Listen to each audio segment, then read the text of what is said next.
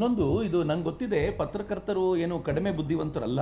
ಇದು ನಿಮಗೆ ಗೊತ್ತಿರುತ್ತೆ, ಯಾರೋ ಒಬ್ಬ ಸೆಲೆಬ್ರಿಟಿಗೆ ತಾನು ನೋಡದೇ ಇರುವಂಥ ಒಬ್ಬ ವ್ಯಕ್ತಿ ಕಾಲ್ ಮಾಡಿ ನನ್ನ ಪಕ್ಕದಲ್ಲಿ ಒಬ್ಬ ಕೂತಿದ್ದಾನೆ ಚಿನ್ನಯ್ಯ ಅಂತ, ಅವನು ಹೆದರ್ಕೊಳ್ತಿದ್ದಾನೆ, ಸ್ವಲ್ಪ ಧೈರ್ಯ ತುಂಬಿ ಅಂತ ಹೇಳಿದ ತಕ್ಷಣ ಯಾರಾದರೂ ಧೈರ್ಯ ತುಂಬೋದಾ? ಅದು ಈ ಥರದ ಅತ್ಯಂತ ಪ್ರಮುಖವಾಗಿರೋ ಕೇಸ್ ಒಂದರಲ್ಲಿ ಯಾರೋ ಒಬ್ಬ ಸೆಲೆಬ್ರಿಟಿ ತನಗೆ ಗೊತ್ತೇ ಇಲ್ಲದ ಒಬ್ಬ ವ್ಯಕ್ತಿಯ ಕಾಲ್ ತೆಗೆದುಕೊಂಡು ಈ ಥರದ ಒಂದು ಕೇಸಲ್ಲಿ ಹಿಂಗೆ ಹೇಳು, ಇದು ಸರಿ ಆದರೆ ಭಾಳ ಖುಷಿ ಹೇಳಲಿಕ್ಕೆ ಸಾಧ್ಯ ಇದೆಯಾ? Is it logically right? ಅದು ನಾವು ಲಾಜಿಕ್ಕನ್ನು ಅಪ್ಲೈ ಮಾಡಿದರೂ ಕೂಡ ಅದು ಸಾಧ್ಯವಿಲ್ಲ ಅಂತ ಅನ್ಸುತ್ತೆ. ಬಟ್ ಆಗಲೇ ವಸಂತ್ ಹೇಳಿದಂತೆ ಈಗ ದೊಣ್ಣೆ ಬೀಸಿದೆ, ಹೇಗಾದ್ರೂ ಮಾಡಿ ಇದನ್ನು ತಪ್ಪಿಸ್ಕೊಳ್ಬೇಕು ಅಂತ ಅವ್ರು ತಕ್ಷಣಕ್ಕೆ ಅವ್ರು ಬಂದು ಕುಳಿತು ಮಾತುಗಳನ್ನು ಹೇಳ್ತಿದ್ದಾರೆ. ಸರಿ, ಅವ್ರು ಹಾಗೆ ಹೇಳಿದ್ರು ಕೂಡ ಒಂದು ವಿಚಾರಣೆ ನಡೆದರೆ ಗಂಟೆನೋಗುತ್ತೆ. ನಾನು ಪ್ರಕಾಶ್ ರಾಜ್ ಅವ್ರನ್ನ ಕೇಳ್ಕೊಳ್ತೀನಿ, ವಿಚಾರಣೆಗೆ ಒಪ್ಕೊಂಡು ಬಂದ್ಬಿಡ್ರಲ್ಲ, ನೀವು ವಿಚಾರಣೆಗೆ ಮುಂದೆ ನಿಂತ್ಕೊಂಡು ನನ್ನನ್ನು ವಿಚಾರಣೆ ಮಾಡಿ, ಬೇಕಿದ್ರೆ ನಂದು ಬ್ರೈನ್ ಮ್ಯಾಪಿಂಗ್ ಮಾಡಿ, ನಾನು ಹೇಳ್ತೀನಿ ಅಂತ ನೀವೇ ಓಪನ್ ಆಗಿ ಬಂದ್ಬಿಟ್ರೆ ಪ್ರಾಬ್ಲಮ್ ಸಾಲ್ವ್ ಆಗುತ್ತಲ್ಲ, ವಿಶ್ವಾಸ ಜಾಸ್ತಿ ಬೆಳೆಯುತ್ತೆ ಅವ್ರ ಕುರಿತಂತೆ ಅಂತ ಅಲ್ಲ. ಮತ್ತು ಇವತ್ತಿನ ಪ್ರೆಸ್ ಮೀಟ್ ಯಾತಕ್ಕೆ ಅಂತಂದ್ರೆ, ಪ್ರಕಾಶ್ ರಾಜ್ ಅವರು ಇವತ್ತು ಅನ್ಯಾಯದ ಪರವಾಗಿ ನಿಂತಿದ್ರು ಅನ್ನೋ ಕಾರಣಕ್ಕೆ ಪ್ರೆಸ್ ಮೀಟ್. ನೀವು ಚಿನ್ನಯ್ಯನಿಗೆ ನೀವು ಅನ್ಯಾಯ ಮಾಡಲಿಕ್ಕೆ ಪ್ರೇರೇಪಣೆ ಕೊಟ್ಟಿದ್ಯಾಕೆ? ನಮ್ಮ ಪ್ರೆಸ್ ಮೀಟ್ ಆ ಕಾರಣಕ್ಕೋಸ್ಕರ. ನೀವು ಚಿನ್ನಯ್ಯನಿಗೆ ಹಣ ಕೊಡ್ತೀನಿ ಅಂತ ಹೇಳಿದ್ಯಾಕೆ? ನಾನು ತಬ್ಬಿಕೊಳ್ತೀನಿ ಅಂತ ಹೇಳಿದ್ಯಾಕೆ?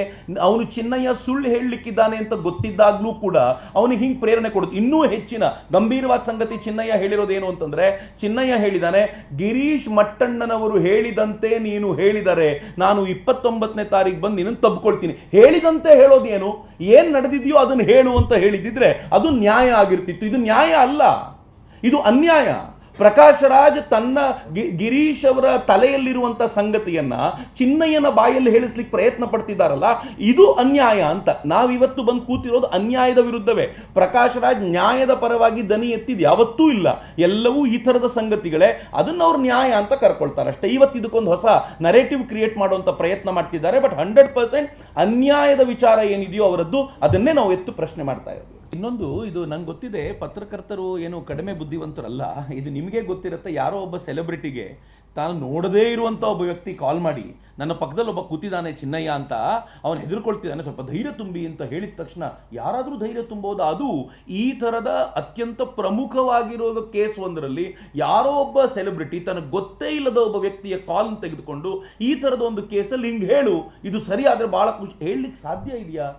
Is it logically right? ಅದು ನಾವು ಲಾಜಿಕ್ಕನ್ನು ಅಪ್ಲೈ ಮಾಡಿದರೂ ಕೂಡ ಅದು ಸಾಧ್ಯವಿಲ್ಲ ಅಂತ ಅನ್ಸುತ್ತೆ. ಬಟ್ ಆಗಲೇ ವಸಂತ್ ಹೇಳಿದಂತೆ ಈಗ ದೊಣ್ಣೆ ಬೀಸಿದೆ, ಹೇಗಾದ್ರೂ ಮಾಡಿ ಇದನ್ನು ತಪ್ಪಿಸ್ಕೊಳ್ಬೇಕು ಅಂತ ಅವ್ರು ತಕ್ಷಣಕ್ಕೆ ಅವ್ರು ಬಂದು ಕುಳಿತು ಮಾತುಗಳನ್ನು ಹೇಳ್ತಿದ್ದಾರೆ. ಸರಿ, ಅವ್ರು ಹಾಗೆ ಹೇಳಿದ್ರು ಕೂಡ ಒಂದು ವಿಚಾರಣೆ ನಡೆದರೆ ಗಂಟೆನೋಗುತ್ತೆ. ನಾನು ಪ್ರಕಾಶ್ ರಾಜ್ ಅವ್ರನ್ನ ಕೇಳ್ಕೊಳ್ತೀನಿ, ವಿಚಾರಣೆಗೆ ಒಪ್ಕೊಂಡು ಬಂದ್ಬಿಡ್ರಲ್ಲ, ನೀವು ವಿಚಾರಣೆಗೆ ಮುಂದೆ ನಿಂತ್ಕೊಂಡು ನನ್ನನ್ನು ವಿಚಾರಣೆ ಮಾಡಿ, ಬೇಕಿದ್ರೆ ನಂದು ಬ್ರೈನ್ ಮ್ಯಾಪಿಂಗ್ ಮಾಡಿ, ನಾನು ಹೇಳ್ತೀನಿ ಅಂತ ನೀವೇ ಓಪನ್ ಆಗಿ ಬಂದ್ಬಿಟ್ರೆ ಪ್ರಾಬ್ಲಮ್ ಸಾಲ್ವ್ ಆಗುತ್ತಲ್ಲ, ವಿಶ್ವಾಸ ಜಾಸ್ತಿ ಬೆಳೆಯುತ್ತೆ ಅವ್ರ ಕುರಿತಂತೆ ಅಂತ ಅಲ್ಲ. ಮತ್ತು ಇವತ್ತಿನ ಪ್ರೆಸ್ ಮೀಟ್ ಯಾತಕ್ಕೆ ಅಂತಂದ್ರೆ, ಪ್ರಕಾಶ್ ರಾಜ್ ಅವರು ಇವತ್ತು ಅನ್ಯಾಯದ ಪರವಾಗಿ ನಿಂತಿದ್ರು ಅನ್ನೋ ಕಾರಣಕ್ಕೆ ಪ್ರೆಸ್ ಮೀಟ್. ನೀವು ಚಿನ್ನಯ್ಯನಿಗೆ ನೀವು ಅನ್ಯಾಯ ಮಾಡಲಿಕ್ಕೆ ಪ್ರೇರೇಪಣೆ ಕೊಟ್ಟಿದ್ಯಾಕೆ? ನಮ್ಮ ಪ್ರೆಸ್ ಮೀಟ್ ಆ ಕಾರಣಕ್ಕೋಸ್ಕರ. ನೀವು ಚಿನ್ನಯ್ಯನಿಗೆ ಹಣ ಕೊಡ್ತೀನಿ ಅಂತ ಹೇಳಿದ್ಯಾಕೆ? ನಾನು ತಬ್ಬಿಕೊಳ್ತೀನಿ ಅಂತ ಹೇಳಿದ್ಯಾಕೆ? ಅವನು ಚಿನ್ನಯ್ಯ ಸುಳ್ಳು ಹೇಳಲಿಕ್ಕಿದ್ದಾನೆ ಅಂತ ಗೊತ್ತಿದ್ದಾಗ್ಲೂ ಕೂಡ ಅವನಿಗೆ ಹಿಂಗೆ ಪ್ರೇರಣೆ ಕೊಡುತ್ತೆ. ಇನ್ನೂ ಹೆಚ್ಚಿನ ಗಂಭೀರವಾದ ಸಂಗತಿ ಚಿನ್ನಯ್ಯ ಹೇಳಿರೋದೇನು ಅಂತಂದ್ರೆ, ಚಿನ್ನಯ್ಯ ಹೇಳಿದಾನೆ, ಗಿರೀಶ್ ಮಟ್ಟಣ್ಣನವರು ಹೇಳಿದಂತೆ ನೀನು ಹೇಳಿದರೆ ನಾನು 29ನೇ ತಾರೀಕು ಬಂದು ನಿನ್ನನ್ನು ತಬ್ಕೊಳ್ತೀನಿ. ಹೇಳಿದಂತೆ ಹೇಳೋದೇನು?